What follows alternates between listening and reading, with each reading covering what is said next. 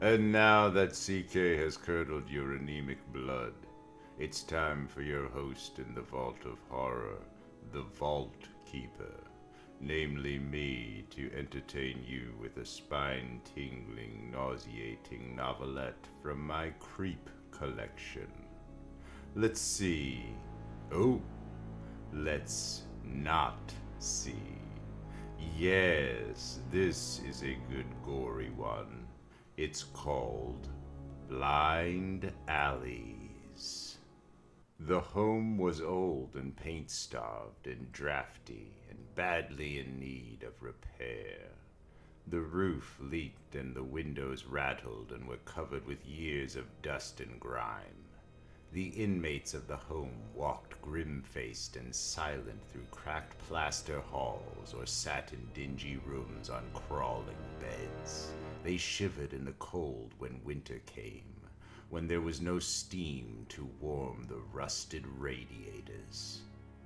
And they sweltered in the heat when summer burned, when long broken fans lay idle and unrepaired and unable to waft a breath of cooling relief.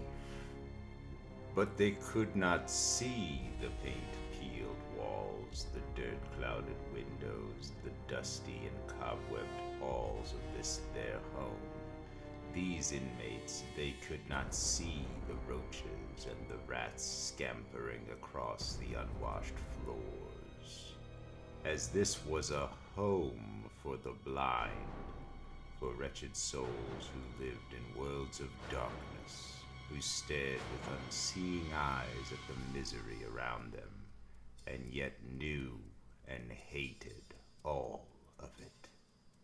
For the loss of one sense only tends to sharpen the others, to tune them more finely, to make them more acute. The inmates knew because they could taste and touch and smell and hear.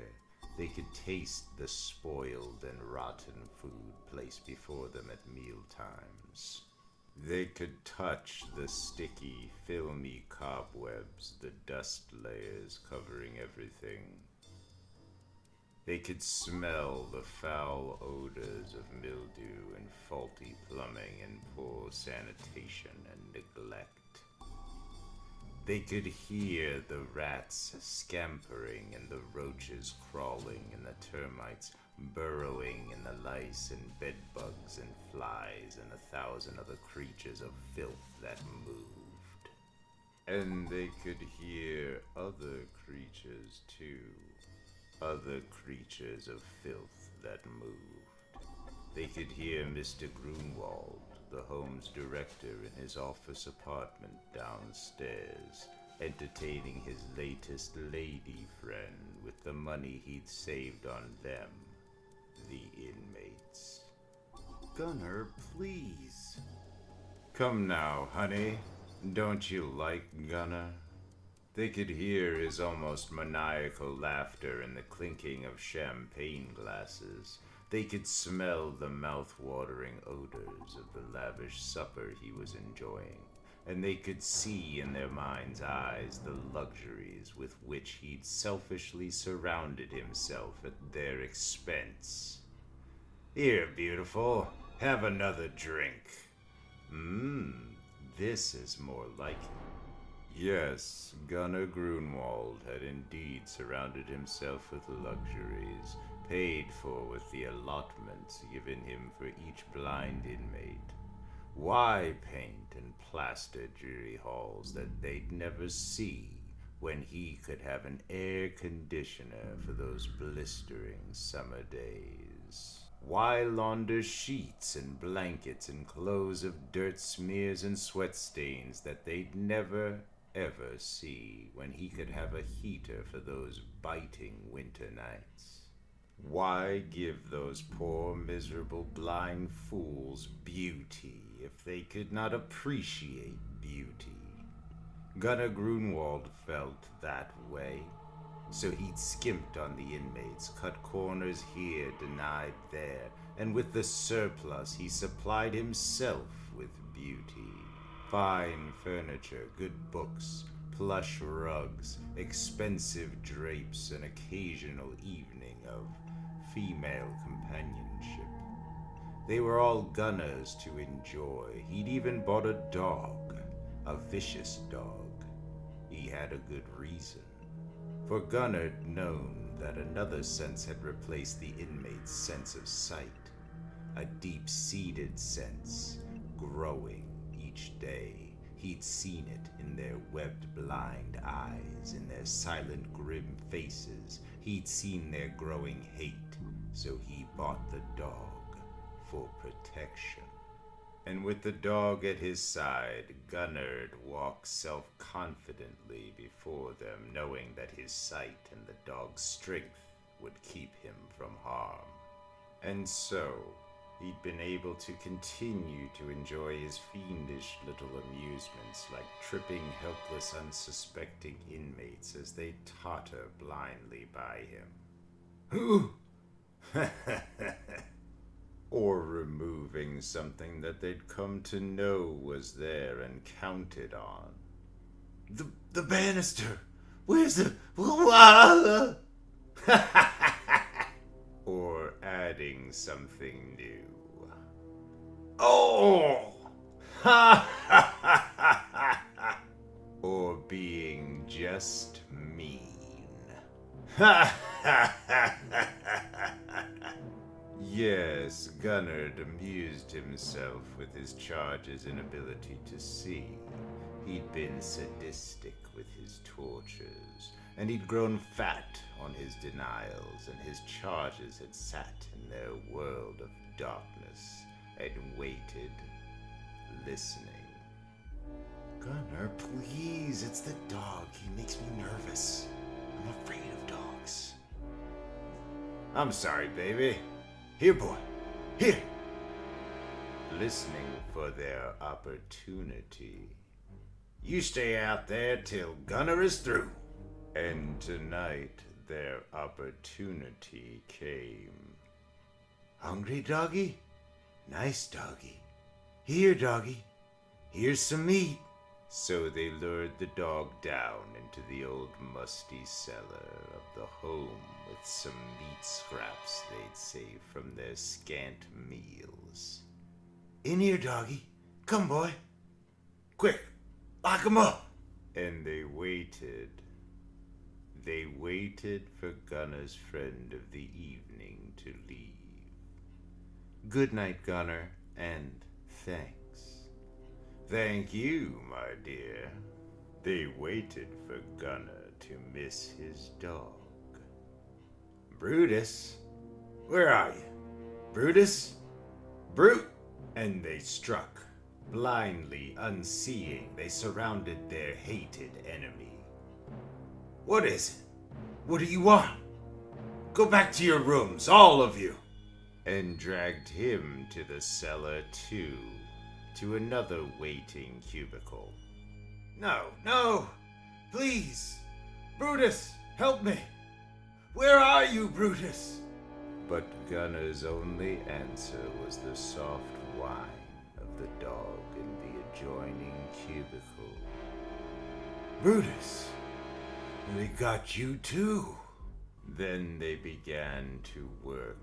They dragged out old hammers and rusty nails and long, idle saws. And they went through the home and cut and ripped and chopped the lumber they needed. Gunner listened to the hammering echoing through the cellar. He listened to their giggles and chatter, and he wondered. What are they up to? What are they making? And he listened as the night passed and dawn came, and the dog in the cubicle next door grew hungry and paced and growled and scratched as its stomach gnawed. Feed Brutus, you fools! He'll get wild if you don't. He'll be dangerous. We know, Mr. Grunwald. The day passed and night came again. Gunner's own stomach ached with hunger, And still they hammered and sawed and laughed and talked. "What are you making? What are you going to do?" "You'll see, Mr. Grunwald." The dog in the next cubicle howled all that night, slobbering and snarling and scratching. Gunnar shuddered. The dog was a beast now, a hunger-crazed beast, and the hammering went on. "Food! Give me some food, please!" "Do you call what you've been feeding us food, Mr. Grunwald?" Dawn came again, and the second day passed. Next door, the dog was fighting with itself, throwing itself against the cubicle sides and howling madly. "Brutus will kill anyone that sets foot in there now." Gunnar himself was half crazed with hunger as the third night came. And then, towards midnight, the hammering stopped. The cellar was suddenly flooded with light. Even Brutus stopped snarling in anticipation. They're opening my cubicle." They stood before him, dirty, sweated, tired from long hours of labor. The inmates, the blind, unseeing carpenters. Gunnar blinked out at them. "Come, Mr. Grunwald, you are free to go." "Follow us, Mr. Grunwald. We built this just for you. It leads to the cellar steps and freedom." Gunnar stood up as they darted off. He could hear their footsteps fade as they rounded corners and ran down long corridors that turned and twisted and doubled back. Gunnar stared. They've built a maze, a puzzle. I have to figure it out." And then Gunnar saw the gleaming, glittering slivers of steel embedded in the maze walls. Razor blades? The walls are lined with razor blades. They want me to cut myself. "Hurry, Mr. Grunwald, hurry!" Gunnar laughed to himself as he started out of his cubicle. "The fools! If I'm careful, if I take my time, I'll never have to touch the walls. Just walk slowly, like this, careful." A sound behind Gunnar froze his blood. A snarl and a squeak of a door opening. "Brutus! Hunger-crazed Brutus! They freed him too!" Gunnar began to run. He had to reach freedom before that starved dog caught him. He ran down the twisting maze corridors, the sound of the loping, snarling dog behind him. "Oh, Lord! Lord!" He brushed against the razor blades, slashing his flesh. He stumbled and got up, ran on, frightened, wild, down through the twisting, doubling back maze corridors with the razor-lined walls and the slobbering hound close behind. And then some idiot turned out the lights. Oops. Wrong turn, Gunnar. Now, don't go to pieces. After all, it's almost like being blind. Well, kiddies, that's my sickening story for this first issue of CK's new mag. Now it's time to close the Vault of Horror and turn you back to him, as the dismembered parts of a corpse said when they were shipped to the Undertakers. We'll get together again. Bye.